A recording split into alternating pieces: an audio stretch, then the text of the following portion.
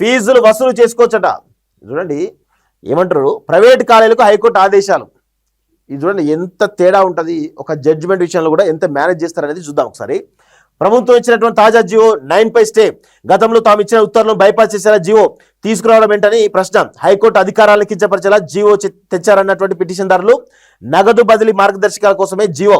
ప్రభుత్వం వాదన స్టే విధించవద్దని, కేంద్రం నిధులు ఆగిపోతాయని విజ్ఞప్తి. అంగీకరించిన ధర్మాసనం పలు క్లాజులపై స్టే, తదుపరి విచారణ 30కి వాయిదా అంటూ చూస్తున్నాం. సో ఇక్కడ ఏమంటారు, ఫీజులు వసూలు చేసుకోవచ్చు అని చెప్పేసి ఈ ఆంధ్రజ్యోతి వచ్చింది. ఇక మిగతా పేపర్లలో ఏమొచ్చిందో ఒకసారి చూద్దాము.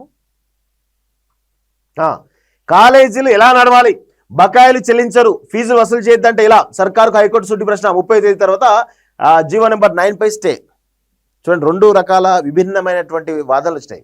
సో ప్రైవేట్ కాలేజీలు విద్యార్థుల నుంచి ఫీజులు వసూలు చేయకుండా రాష్ట్ర ప్రభుత్వం జీవో 9ను తీసుకొచ్చింది. దీంతో ప్రైవేట్ కాలేజీలు హైకోర్టును ఆశ్రయించగా విచారణ జరిపిన న్యాయస్థానం సర్కారుకు కీలక ప్రశ్నలు సంధించింది. బకాయిలు చెల్లించరు, ఫీజులు వసూలు చేయొద్దంటే కాలేజీలు ఎలా నడవాలి అని ప్రశ్నించింది. సర్కారు తీసిన జియోపై 30 వరకు స్టే విధించింది. సో ఇప్పుడు ఆంధ్రజ్యోతిలో ఏమొచ్చింది, ఫీజు వసూలు చేసుకోవచ్చు అని చెప్పేసి వచ్చింది. ఇందులో ఏమొచ్చింది, 30 వరకు స్టే విధించింది. 30 తర్వాత మళ్ళీ ఆర్గ్యుమెంట్స్ తర్వాత మళ్ళీ ఫైనల్ జడ్జిమెంట్ ఉంటుంది. సో ఇవన్నీ నడుస్తున్నాయి, కానీ ఫీజు వసూలు చేసుకోవచ్చు అని చెప్పేసి ఆంధ్రజ్యోతి డైరెక్ట్గా చెప్పేసరికి ఇక్కడ ఏమైంది, కాలేజీలతోటి కుమ్మక్కైంది అనేది చాలా స్పష్టంగా అర్థమవుతుంది. అంటే వీళ్ళు విద్యార్థుల యొక్క జీవితాలను ఏ విధంగా నాశనం చేస్తున్నారో చూడండి. ఇప్పుడు హైకోర్టు కూడా ఏం చెప్పాలి, రాష్ట్ర ప్రభుత్వానికి ఆదేశాలు జారీ చేయాలి. ఇమీడియట్గా మీరు చెల్లించండి. విద్యార్థుల జీవితాలతో ఎందుకు ఆడుకున్నారు?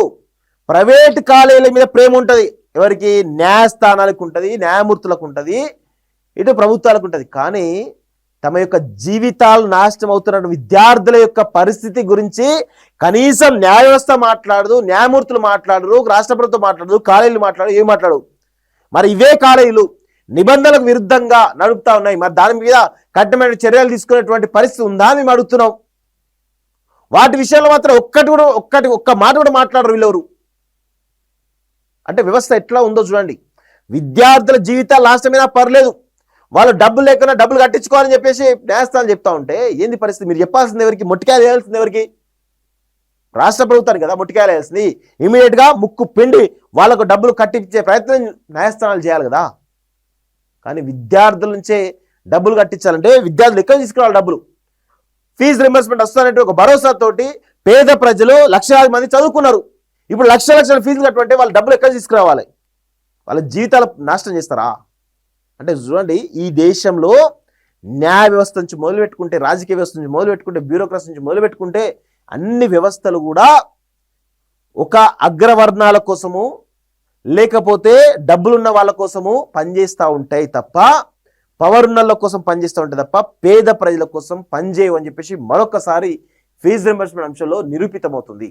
న్యాయమూర్తి అడగాల్సింది, మొట్టికాయలు వేయాల్సింది ఈరోజు రాష్ట్ర ప్రభుత్వం పైన. కానీ ఈరోజు మళ్ళీ ఫీజులు వసూలు చేసుకోవచ్చు అని అన్నారంటే చాలా చాలా దుర్మార్గం అని చెప్పేసి కూడా తెలుస్తూ ఉంది. జీవో నెంబర్ 9 తీసుకొచ్చేసి మొత్తంగా చాలా పెద్ద ఎత్తున ప్రయత్నాలు చేస్తున్నట్టు కనబడుతూ ఉంది.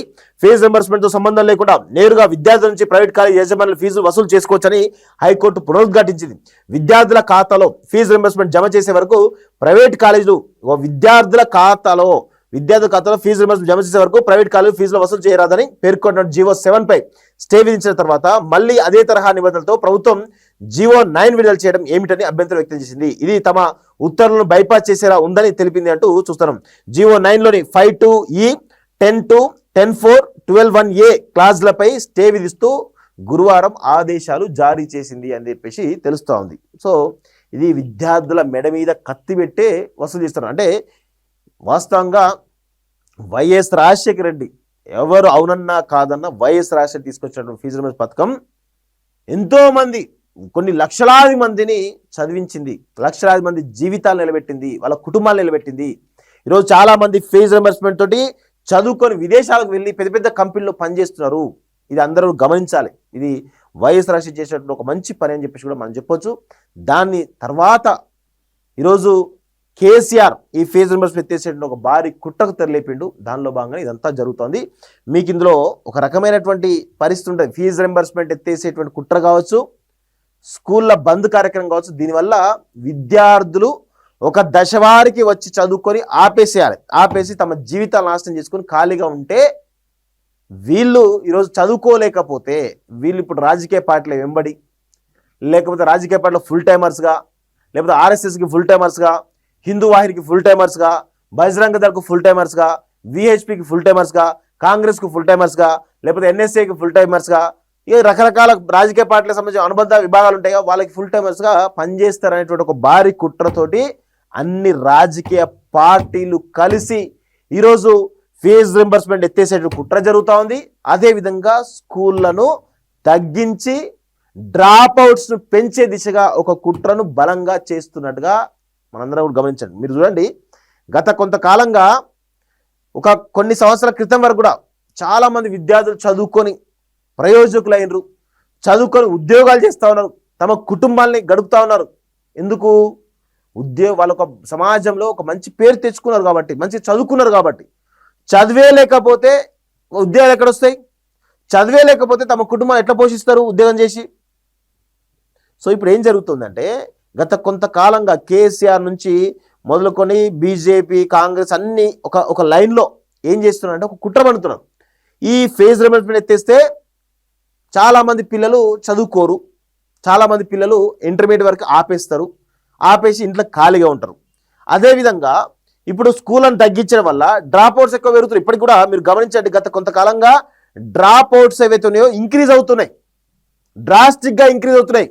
వీళ్ళు స్కూళ్ళకు పోరు, చదువుకోరు, కాలేజీలో పోరు, ఫీజు రియంబర్స్మెంట్లో చదువుకోరు, ఇంట్లో ఊర్లలో ఖాళీగా ఉంటారు, గంజాయి తాగుతూ ఉంటారు కదా, గంజాయికి అలవాటు పడవు, లేకపోతే రకరకాల వ్యసనాలకు అలవాటు పడవు ఉంటారు కదా. వీళ్ళందరినీ ఏం చేస్తారంటే ఈ రాజకీయ పార్టీలు ఫుల్ టైమర్స్గా నియమించుకుంటారు. ఇప్పుడు మీరు గమనించండి, నార్త్ ఇండియాకు సౌత్ ఇండియాకు డిఫరెన్స్ చెప్తున్నా.